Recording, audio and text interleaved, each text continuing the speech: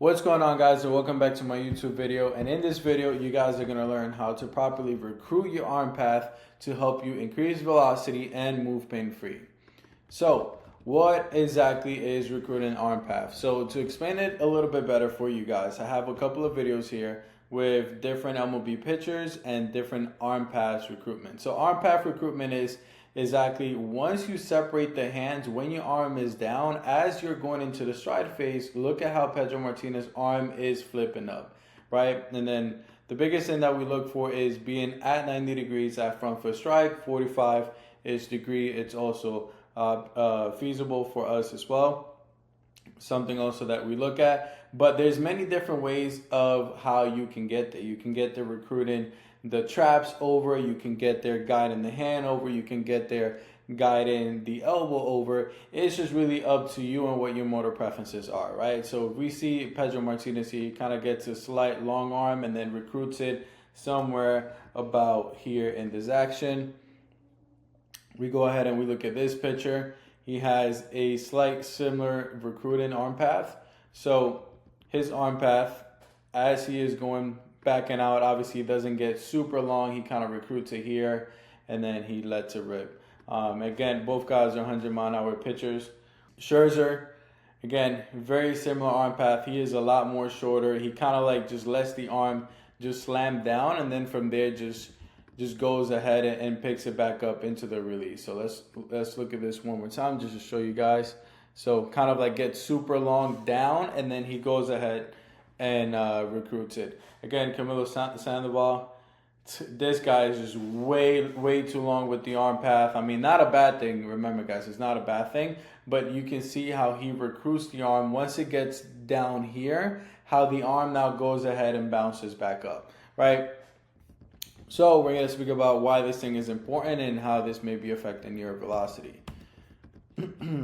Now, before I go into that, who am I? My name is Anthony Rodriguez. I run an online baseball performance training company where I help athletes just like you increase their velocity, move pain-free, and get the recognition that they deserve just while training their natural movement preferences done remotely.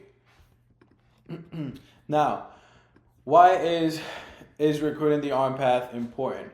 So, number one, it helps with kinematic sequencing. Like, it's important. It's going to go and down spiral you into many different avenues that you need in order to create velocity. So, it's very important with the timing and tempo. So, timing and tempo for this really occurs as the back leg is rotating forward. As obviously you're on the stride, the back leg is going to get into an unloading position, which goes into IR. Now, when that's happening, your arm is flipping up, right? If we see how this happens here, it's all mirroring its action. What the lower half does, the upper half does the opposite. You're extending and opening up. I'll be going upward, contracting, and flipping up, right? So that's really what you want to look for when this is happening, right? To catch in the momentum of it. Force transfer, when you get this proper when you get this proper action of the hips unloading and the arms flipping up, as you guys are seeing here, this ensures that your kinetic sequence, the energy that you're traveling up from the hips towards the trunk out through the arm, is efficiently being able to go through each one of those joints and muscle. And then overall, it's very good for your health. The last thing that you want is an arm lagging behind, and or if it's not lagging behind, you don't want to be all arm, right? You want to properly sequence everything out. So once you land in here at front foot strike, your arm is ready and in a position to be able to deliver all the force that you've been applying through it.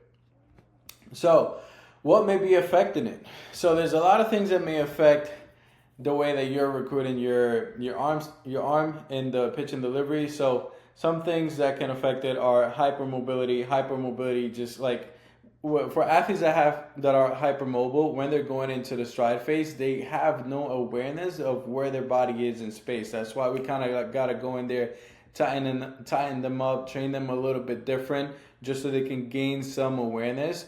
Hypermobility may happen everywhere in the body. Some athletes just can have it at their finger joints. They can have it at the shoulder, the hips, The knees is another place that I've seen, the ankle, like you name it, obviously. But for this would be mainly more specific with guys with hypermobility on the hips or the shoulder area, right? Which creates no awareness, as we've spoken here. Irregular scapular rhythm, that's just really your scaps. Your scaps help your arm get up overhead. So your scapula needs to be able to upwardly tilt and posteriorly tilt to allow your capsule to get your shoulder to be in an overhead position. So if you have irregular scapular rhythm, maybe you can't really go overhead. You're locked up through the lats. You have pec tightness. Good luck trying to get your arm up, and that's just gonna mess up the whole entire sequencing of how you're recruiting the arm. Another example of this is just out of your motor preferences, right? So, certain guys prefer to have or go long with the arms. Other guys prefer to be shorter with the arms. Other guys prefer to think, hey, when you're going up, think of leading with the hand, think of leading with the elbow. Maybe you think of leading with the oblique, the pec, whatever it is. Maybe you kind of recruit it up with the upper trap. Again, we see a lot of these different forms of how you can recruit and get the throat to follow through, how you can recruit the arm and get the throat to follow through. So you can also be out of preference, which you're probably trying to integrate something that doesn't make much sense, so your body's not cooperating, and therefore your hands and your arm is out of sync, right? Another thing that can be affecting it is the stride. Getting super long stride out there, like your arm is gonna have to either play catch up, or it's probably gonna be super early, and it's just all gonna be out of sequence because your lower half is doing one thing that is not cooperating with the upper half and the energy transfer, which obviously with the stride also leads me into timing and tempo. If you're getting a huge stride, you're probably rushing forward, which means that your arm is going to get stuck behind, and there's not going to be any type of driver to get it up. And again, all of this plays a role, especially when your arm is in this low position. If you're rushing forward, guess what? Your trunk is moving forward, right? There's nothing really having an incentive on this arm. Same thing with the lower half. If you're not properly getting the load and then unloading to help this action of when the knee or the back hip rotates forward and the arm gets up, again, there's no energy being transferred there. Good luck trying to catch the flip up of the arm, right? Just how it says here, no energy transfer from the hips. So let's look at this case study. So here we got Jay Cerezo. He's a pro pitcher. He's been up to 96, and recently he started getting super long with the arm. So I'm actually going to slow this down so you guys can see this better. Right, if we can see his arms, they get super long. He's barely able to recruit them on time. I mean, his stride is extremely long compared to what it's been. His hips are collapsing as his front foot is landing. So there's a lot of things going on here. Like he feels like he doesn't have anything. You can see his torso way too out in front. His arm is a little bit outside of 90. So there was really not much incentives for his arm to like really catch the recruitment of it and catch the flip up of it. Obviously, he's getting lost in space. So good thing about us is that we already know and understand JC's motor preferences. So that was something that I called out right away. I'm like, hey, your arm is getting super long. What's going on? He tried to fix it, like just trying to force shorter arm paths. I think it was, from what I remember, it was feeling comfortable to him, but it was something that it wasn't really transferring over to velocity. So what we decided to do was to troubleshoot that and prescribe a couple of drills there to make sure that his arm was getting back to what his natural motor preferences were, which in his case, he prefers to have his arm a little bit more closer towards his body rather than this long. So obviously that's how we know there was trouble going on there. So drills that we use to attack this. Keep in mind, none of these drills are in order, and these aren't all the drills that we use to help him understand how to catch the flip up of the arm much quicker.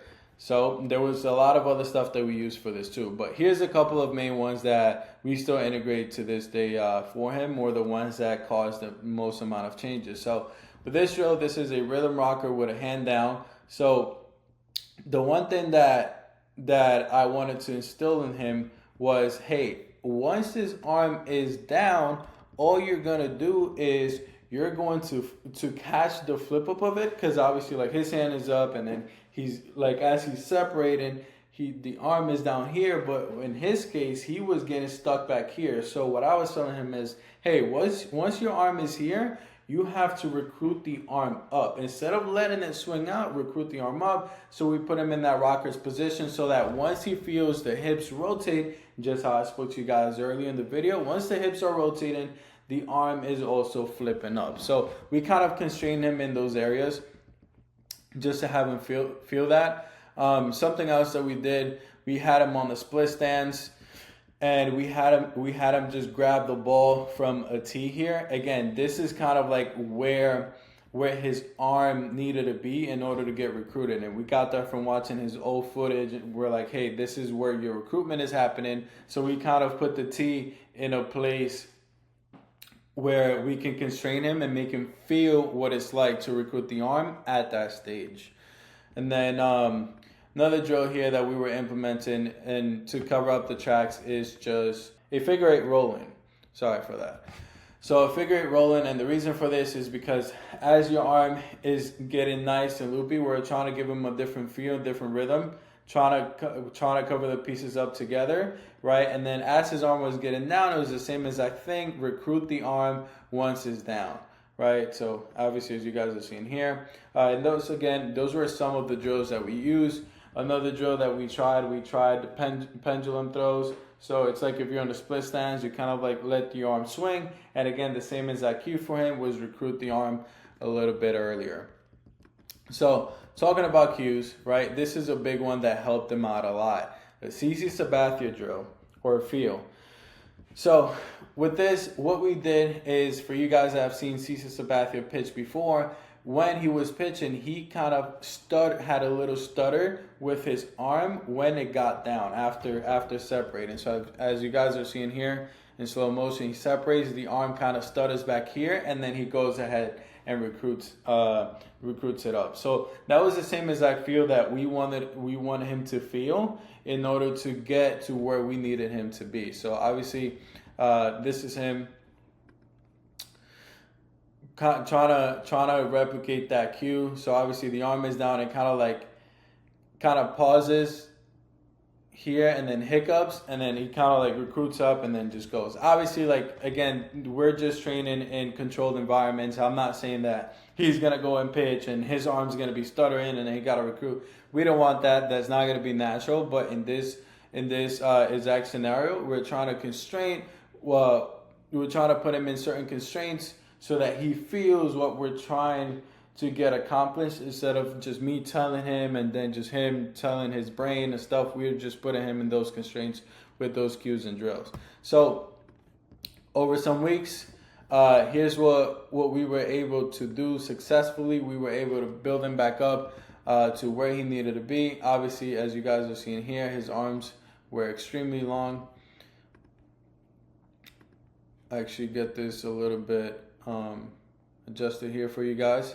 So his arms were extremely long compared to what he is doing now. So you guys see here, just to kind of like refresh the mind. Arms get lost all the way out there is crazy long, right? Really no incentives, weak. Velocity wasn't transferring over. Now to what he's doing now is, as he is going down, as the arm is down, he goes ahead and recruits it up. So his arm is in a way better position at front foot strike than compared to what he was doing before. Right? So obviously the frame here is not perfect, but you can see the arm is now in a 90-degree position. His trunk is better too. The frames here are just having him look like he's already finishing the throw.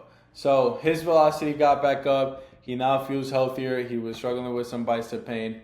And it's now on the right track. to continue with his playing career and throwing faster and being healthier, of course. So there you guys have it. If your arm is extremely long, it doesn't matter what arm length you have. Too much of a long arm path can be bad and devastating for you. Again, this is all dependent on your natural motor preferences. We knew his because we assessed him, we did everything, and we were watching his oldest footage of when he was at his best. All we had to do was back chain to where it would make the most sense for him to make those conversions. So that's exactly the path that I would use to help you better recruit arm path. Again, this all came after assessments. So hopefully all of this information is something that you guys can apply to yourself if this is something that you're struggling with. If not, if it seems like a lot of information, we handle all of this for our athletes. We give them what to do step by step. They just go ahead and execute and they get results like this. So if that sounds like something that you need and you're looking for based on your natural motor preferences, go ahead and book in a call with us down in the description, and I'll see you guys in my next video.